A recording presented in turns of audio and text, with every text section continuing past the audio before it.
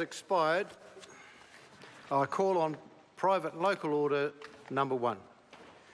Papawai and Kaikokirikiri Trust Amendment Bill Committee stage.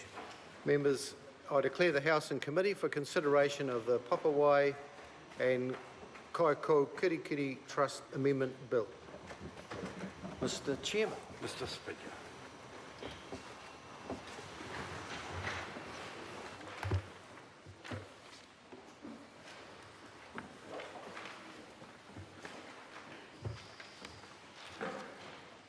Right. The House and Committee for consideration of the Papawai and Kaikokirikiri Trust Amendment Bill. The question is that the preamble stand part. A point of order, Grant Robertson. Thank you, Mr. Speaker. I just want to seek a little bit of your guidance before we get into this debate. In the report of the Māori Affairs Committee to the House on this, they devote the first section of their report to the language of the bill and whether or not the bill could be enacted in Te Reo Māori.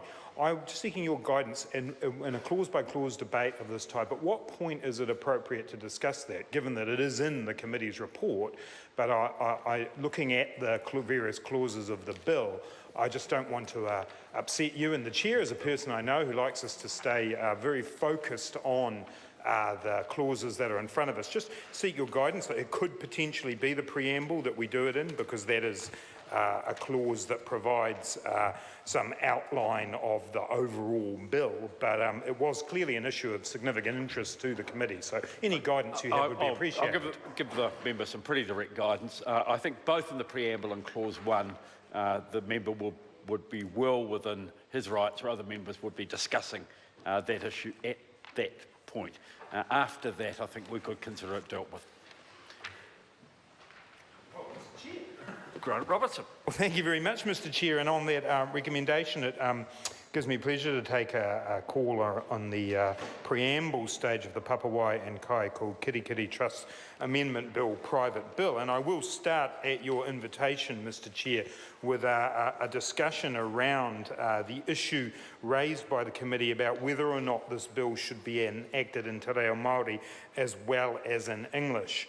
And Mr. Chair, I would ask the member in the chair, or indeed members of the Māori Affairs Select Committee, to perhaps take a call on this and clarify what's happened here, because what it appears to me is that the trusts involved and whom this bill is for want the bill to be enacted in Te Reo Māori. That's what they want. And in fact, on introduction, I have here 2 copies of the bill, one in English and one in Te Reo Māori. The issue that's raised in the Select Committee's report is that the Act as it exists now is only in English.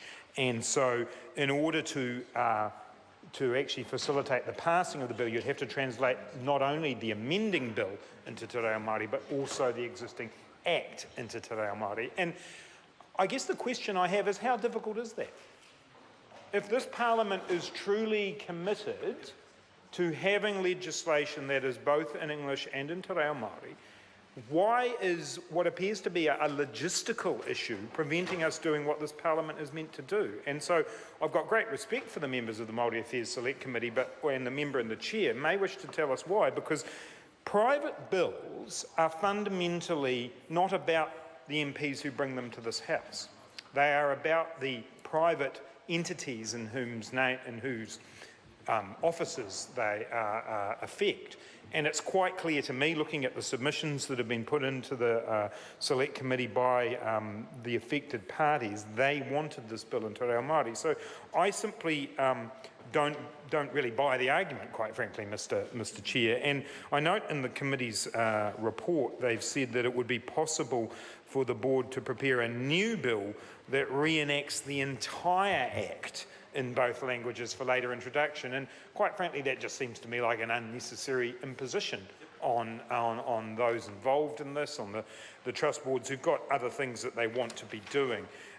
The other option that was promoted by the Select Committee, I note, was for the member to withdraw the bill and redo it so that there was time for the whole Act to be translated. So perhaps the member and the chair would like to stand up and explain whether or not he's taken that advice, what he believes is the situation. But you know, the committee itself has made the recommendation that sponsors of private bill bills, consider introducing them as dual language bills. And that's clearly a good recommendation, but I think at this point I find it very unclear as to why this hasn't been done, and I'd like some clarification of that, Mr. Chair.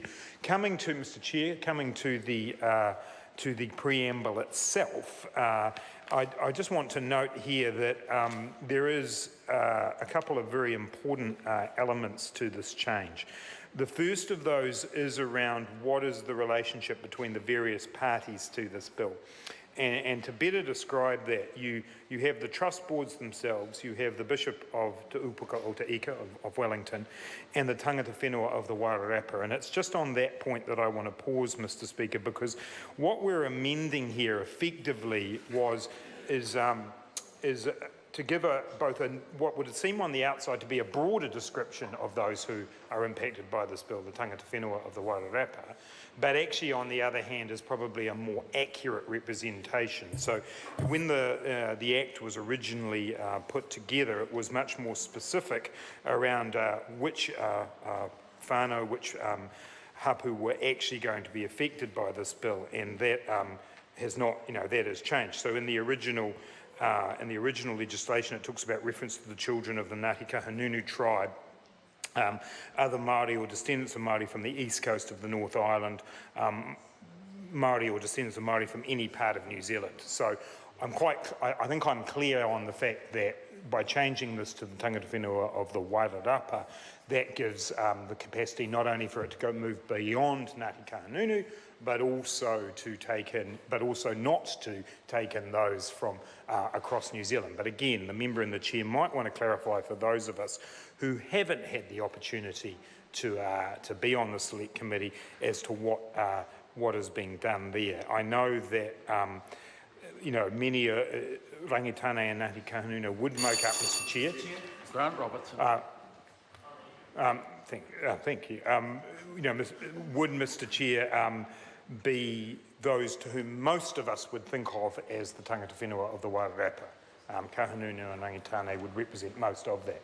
But the member and the chair or other members of the committee might want to explain to us a little more about who else might be included in that terminology, Mr. Chair. So I don't want it to take up too much more time of the House in this call, other than to seek for some clarification. We will come in later calls to other matters contained in the preamble, Mr. Chair, particularly around the question of the nomination process for board members, the number of board members, and also the question of the long-term use of land and what is appropriate use of the land for those who have traditionally been the owners of the land, and what else it might be used for, Mr. Chair. So I look forward to those calls.